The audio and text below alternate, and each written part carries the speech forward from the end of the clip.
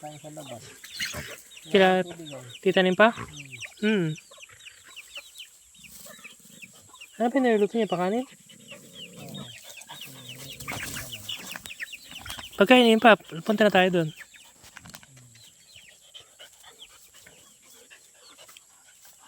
Yun, mga anak na si Sam Reid. Yun, mga anak na siya. Ayos, nadami na sila.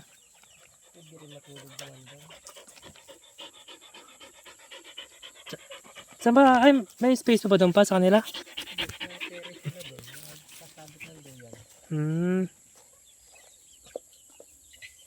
Doon na lang tayo makitulog. Ang ano lang doon, mga sasakyan. Maingay. Pagka stress na yun.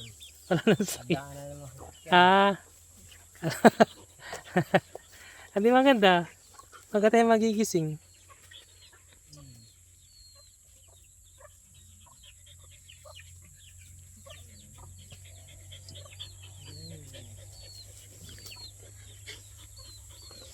Sinasakay ko lang yung mga gamit dito. Yung papantang gamit.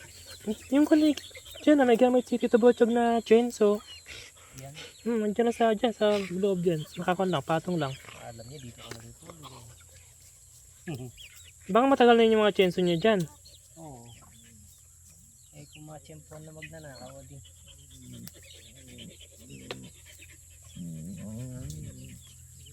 Minaras yan.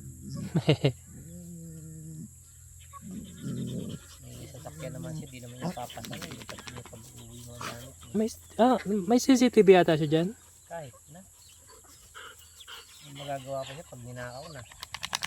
Mahuli niya. May gabi. Ikita mo yun na yung mga nakabonet yung mga kilala mo. Pag nagnanakaw ba hindi mautak?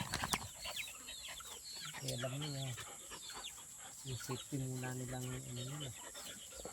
Nagnanakaw ba yun?